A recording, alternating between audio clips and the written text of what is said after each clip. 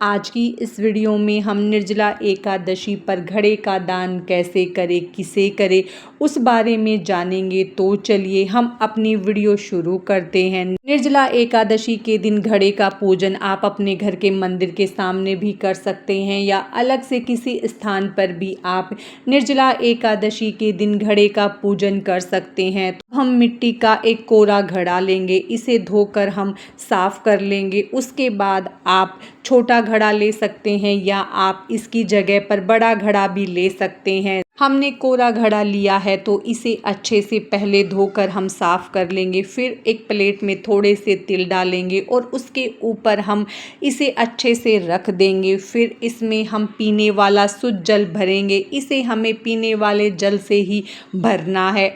उसके बाद इसमें हम एक तुलसी पत्र डाल देंगे। अगर आप एकादशी के दिन घड़ा दान कर रहे हैं तो आप पहले घड़ा घर पर लाएंगे और उसे धोकर जल से भरकर ही अपने घर से दान देंगे। आप सीधा मार्केट से घड़ा खरीद कर और कहीं से जल भरकर उसे दान में नहीं देंगे। एकादशी के दिन मीठे जल का दान किया जाता है तो हम घड़े में 2-3 तार चीनी के डाल देंगे, क्योंकि हम ज़्यादा चीनी घड़े में नहीं डालेंगे।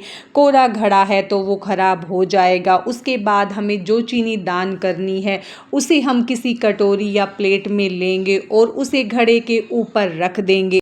इसके बाद हम इसके ऊपर रखने के लिए या आप इसके ऊपर नहीं रखना चाहते तो साइड में रखने के लिए वस्त्र लेंगे। आप 1.25 मीटर पीला या सफ़ेद कपड़ा ले सकते हैं या सफ़ेद गमछा ले सकते हैं या पीले रंग का गमछा आता है वो भी आप ले सकते हैं, क्योंकि इसे भी हमें दान देना है। तो हम यहाँ पर सफ़ेद रंग का गमछा लेंगे। उसके ऊपर आप कोई भी ऋतु फल रख सकते हैं। गर्मी के मौसम में मिलने वाले कोई भी फल, हम यहाँ पर आम रख रहे हैं। आप इसे घड़े के ऊपर भी रख सकते हैं या आप इसे घड़े के बगल में भी रख सकते हैं। हम इसका पूजन करेंगे तो उसके लिए हम थोड़ा सा तिल का आसन देकर एक घी का दीपक जला देंगे। आप कोई भी दान कर रहे हैं तो उसका पूजन करें और उसे मिनसे बिना दान न दे। इसके बाद हम घड़े का पूजन करेंगे तो उसके लिए आप चाहें तो कंठ पर मोली बांध सकते हैं। हम यहाँ पर मोली नहीं बांधेंगे, क्योंकि जब हम इसके कंठ पर मोली बांध देते हैं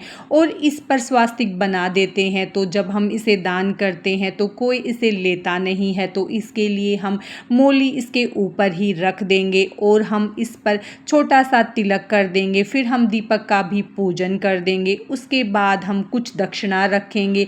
दक्षिणा आप कुछ न कुछ जरूर रखें, क्योंकि दक्षिणा हमारी पूजा में रही कमियों को पूर्ण करती है। उसके बाद हम एक जल का लोटा लेंगे, हाथ में थोड़े से तिल लेकर निर्जला एकादशी व्रत की कथा को पढ़ेंगे या सुनेंगे। कथा पढ़ने के बाद हाथ के तिल को हम लोटे में डाल देंगे। इस तरह से हम एकादशी के दिन सरल पूजा कर सकते हैं और हम घड़े का पूजन करके एकादशी के दिन घड़े का दान भी कर सकते हैं। उसके बाद हम भगवान की आरती करेंगे और हाथ जोड़कर भगवान से प्रार्थना करेंगे कि वो अपनी कृपा हम पर बनाए रखे। इसके बाद हम के ऊपर से 3 बार जल घुमाकर इसे मनस देंगे। उसके बाद हम इसका दान करेंगे। आप चाहें तो दान मंदिर में कर सकते हैं या आप किसी गरीब को दान दे सकते हैं। ये दान आप या तो पूजा के बाद, जब आप अपनी घर की पूजा कर ले उसके बाद दे सकते हैं, या आप सनसेट से पहले पहले ये दान जरूर कर दें। आप घड़े का दान कर सकते हैं, जल का दान कर सकते हैं, शरबत का दान कर सकते हैं। आप जो दान करना चाहते हैं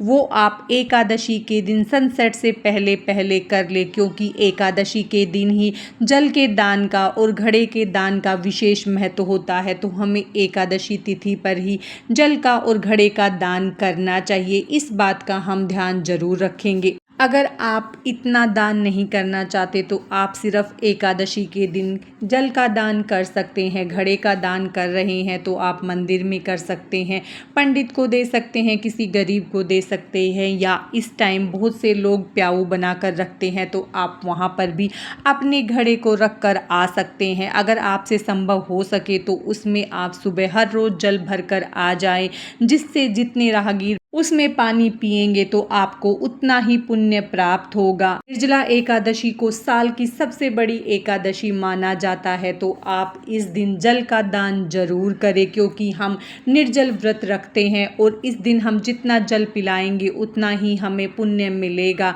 निर्जला एकादशी को साल की सबसे बड़ी एकादशी माना जाता है। इसे निर्जला एकादशी, भीमसेनी एकादशी के नाम से जाना जाता है। ये एकादशी का व्रत निर्जल करने से हमें साल की सभी एकादशियों के व्रत का पुण्य फल प्राप्त होता है। आज की इस वीडियो में बस इतना ही। राधे राधे।